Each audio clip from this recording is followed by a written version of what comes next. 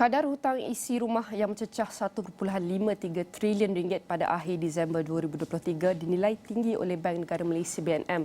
Namun ia masih terkawal disebabkan oleh paras pinjaman terjejas kasa GIL yang amat rendah iaitu pada 1.6%. Jika merujuk kepada pinjaman atau bayaran hutang yang berkemungkinan besar tidak mampu untuk dilunaskan oleh peminjam.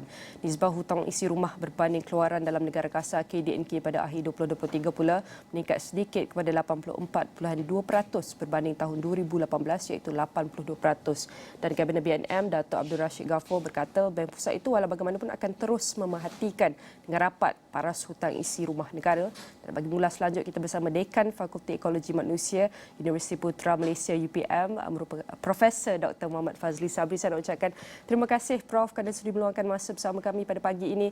Prof, kalau kita lihat bercakap mengenai topik hutang ini bukanlah topik kegemaran dan bahagian terbesar hutang isi rumah ialah pinjaman perumahan yang merangkumi 60.5% daripada hutang isi rumah, diikuti oleh pinjaman kenderaan lebih kurang 13%, pembiayaan peribadi lebih pada 12%. Di sebalik apa yang diperkatakan oleh Kabinet sendiri dan Menteri Kewangan, apakah antara realiti rakyat terbanyak adalah rakyat Malaysia sememangnya hidup dalam berhutang, dan AKPK juga menyarankan hutang tidak boleh melepasi 40% pendapatan bersih individu. Doktor, kita tahu dalam keadaan semasa ini adalah sukar kerana hutang rumah, kenderaan sahaja sudah pun dah bernilai besar itu. Jadi persoalannya bagaimana keseimbangan daripada semua ini boleh dicapai?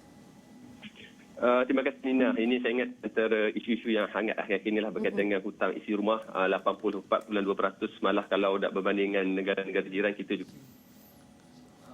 Saya tidak nakkan bahawa kalau kita perhatikan pinjaman perumahan ini merupakan penyumbang terbesar kepada hutang isi rumah di Malaysia. Malahan kalau berdasarkan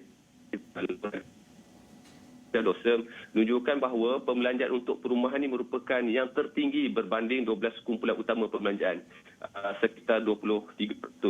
Dan kita juga kalau perinciannya melihat dari segi aspek bajet peruntukan isi rumah, biasanya akan membelanjakan antara 20 hingga 30% bajet bulanan mereka untuk ataupun item berkaitan dengan bayaran perumahan. So dalam konteks untuk mencapai keseimbangan, bila kita kata keseimbangan itu kita harus melihat daripada dua faktor. Yang pertama adalah dari segi pendapatan dan juga perbelanjaan. Mungkin dalam keadaan sekarang pendapatan kita masih lagi statik, tapi perbelanjaan kita sangat-sangat meningkat, terutamanya dalam peningkatan kos hidup. Bila bercakap soal pengurusan kewangan peribadi, secara umumnya ada 4 strategi. Yang pertama adalah tambah sumber pendapatan. Yang ini kita kena fikirkan apa cara kaedah bagaimana kita boleh menambah pendapatan kita. Yang seterusnya adalah dari segi belanja berhemah. Belanja kita boleh cek balik in term of expenses kita, terutamanya dari segi variable expenses iaitu perbelanjaan berubah atau perbelanjaan berubah. Sebagai contohnya ada perbelanjaan terminate lah, membership club yang kadang-kadang mungkin tak guna pun, ataupun langganan hiburan, ataupun kurang makan di luar rumah. Sebab kalau tengok trend ramai rakyat kita yang makan di luar rumah. Jadi perbelanjaan yang kita boleh kontrol.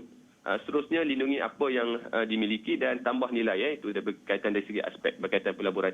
Jadi untuk mencapai dari segi keseimbangan ini kita perlu membuat adjustment, terutamanya dari segi cara gaya hidup kita, cara-cara berbelanja kita, cara kaedah bagaimana kita nak menambah pendapatan kita tadi. Baik, itulah antara dua faktor bila cakap ingin mencari keseimbangan dalam pengurusan kewangan daripada segi pendapatan dan juga perbelanjaan. Dan jika juga kita ingin ambil nisbah hutang berbanding pendapatan individu, amat susah sedikit untuk isi rumah yang ada simpanan untuk kecemasan. Contohnya, AKPK menyarankan simpanan 20% simpanan daripada pendapatan bersih. Namun jika kita campurkan kos sara hidup, 20% adalah angka besar bagi kebanyakan orang. Adakah kenaikan gaji adalah jawapan kepada perkara ini atau ada cara lain, Doktor? Bila bercakap soal gaji ni, saya rasa siapa-siapa pun sangat suka dan gembira lah. Malah itu yang terus tunggu. Saya melihat bahawa ia bukanlah satu jaminan bahawa kenaikan gaji adalah satu solusi yang terbaik.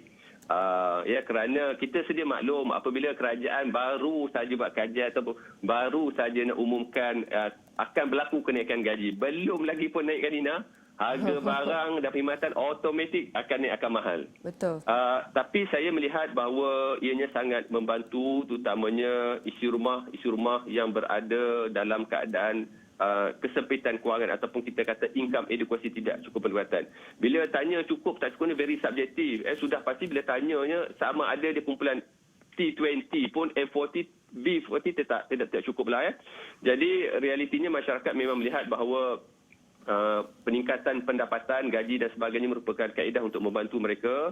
Alhamdulillah, kalaulah ini berlaku, satu yang amat-amat dinantikan. Mungkin pihak kerajaan ataupun majikan. Cuma saya melihat sekiranya ini berlaku, perkara yang harus diberi perhatian juga adalah perlu adanya penguasaan terutamanya dari segi peraturan juga undang-undang untuk memastikan bahawa isu-isu berkaitan dengan kos tarikh hidup, peningkatan harga barangan, perkhidmatan yang tanpa yang sewenang-wenang diambil kesempatan oleh mereka-mereka yang tidak bertanggungjawab ini harus kita beri tindakan yang tegaslah saya nampak sini tadi. Dan bagaimana untuk kita menilai keperluan mengambil hutang? Sudah tentu itu ada antara aspek yang kita perlu nilai juga. Contohnya rumah benar ia keperluan kerana kita perlukan bumbung untuk berteduh. Tetapi jika gaji kita adalah pada 2,500 contohnya, adakah pemilikan rumah menjadi keutamaan kerana sifat hutang itu yang panjang? Adakah segmen sewaan perlu lebih diperkasakan seperti apa yang dilaksanakan di Jerman, Doktor? Sebenarnya kalau kita tengok perumahan rumah tadi kata keperluan untuk berteduh memang betul lah kalau kita belajar teori hierarki Maslow ni merupakan salah satu basic necessities. Saya setuju bahawa pinjaman perumahan ni memang mengambil tempoh yang lama dan besar, maunya bergantung pada jenis rumah dan juga lokasi. Cuma dalam konteks ni bila kita ada sebagai contoh lah saya tengok tadi tu terutamanya mereka yang baru bekerja. Tadi Nina ada nyatakan bahawa kalaulah gaji 2,500 macam mana nak survive dalam keadaan sekarang maknanya 2,500 ni cukup-cukup. So pada pandangan saya secara peribadi dan berdasarkan kajian yang pernah dilakukan, kita nyatakan bahawa eloklah dulu pengguna isi rumah untuk menyewa dahulu. Pada pandangan saya kumpul duit dulu untuk dijadikan deposit supaya pinjaman yang akan diambil kelak nanti tidak terlalu tinggi ataupun tidak terlalu banyak. Jadi bila sudah kita ada kata melakukan peningkatan dari segi karier, gaji, keperluan semakin berdesak dan bersedia, insya-Allah barulah saya cadangkan untuk kita bolehlah untuk kita membeli rumah ataupun memiliki rumah. Jadi sewa dulu tidak jadi masalah pun. Malah tengok kalau AKPK pun tutup mencadangkan bahawa tidak semestinya kita terus beli rumah. Cuma sekarang ni kita ialah di social media, peer pressure, mesti beli rumah, harga mahal. Tapi kita harus juga melihat dari segi kemampuan kita. Kita tak nak beli rumah 2, 3, 4 bulan lepas tu dah mungkin kena tarik. Jadi sewa dulu satu langkah yang saya rasa sesuai bagi mereka yang baru bekerja, baru berkeluarga dan mempunyai pendapatan yang agak terhad. Dan Doktor, kita nak lihat pula daripada pihak bank, adakah bank perlu lebih ketatkan langkah penilaian mereka dalam pemberian pembiayaan? Kita tak nak hanya mereka menilai daripada segi mereka ni layak, tetapi bagaimana untuk menilai sekali adakah mereka mampu juga? Sebenarnya kalau kita tengok dia ada dipanggil debt service ratio ataupun nisbah perkhidmatan hutang secara umumnya antara 30 hingga 40% lah, ataupun dalam masa paling mudah kita perlu pastikan bahawa bayaran ansuran bulanan kita tidak lebih 1/3 daripada pendapatan kita.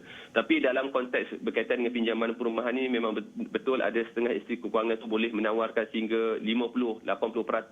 Tapi ia bergantung kepada kita kata tadi credit history peminjam, dari segi liability termasuk jugalah dari segi tahap gaji lah. Saya melihat bahawa kita kena faham juga syarat bank ketat disebabkan oleh pihak bank ataupun sedia kewangan juga tidak mampu ataupun tidak mahu untuk menanggung kerugian sekiranya peminjam tidak layak pun tidak mampu bayar.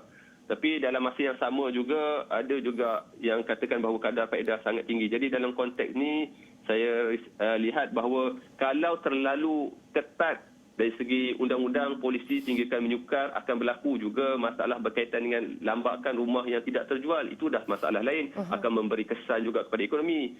Kalaulah juga terlampau ketat juga, ada kebarangkalian tak ada pilihan, maka pengguna isi rumah ni akan beralih pula kepada syarikat-syarikat pemberi pinjam wang yang tidak berlesen ataupun dalam bahasa mudah setengah tu alung yang sebenarnya boleh juga membawa kepada masalah yang lain juga nanti tu takut muflis dan sebagainya.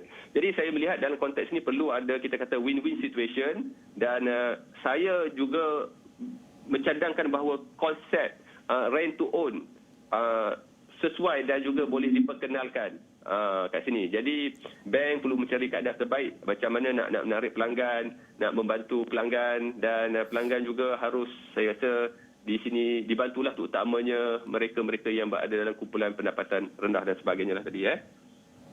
Dan bercakap mengenai hutang isi rumah, ada apakah antara cabaran kita harus atasi dengan segera, dan banyak aspek yang perlu kita teliti, iaitu 360 darjah, kerana kita harus memastikan setiap pihak dalam ekosistem pengurusan kewangan daripada peringkat keluarga, peringkat negeri sehinggalah peringkat negara dapat memastikan ekosistem yang lebih lestari dan juga sejahtera. Saya nak cakap terima kasih kepada Profesor Dr. Muhammad Fazli Sabri, merupakan Dekan Fakulti Ekologi Manusia Universiti Putra Malaysia UPM, pakar kewangan pengguna, dan sudah tentu semua perkongsian ini akan kami rangkumkan dalam astroawani.com dan semua platform digital Astro Awani.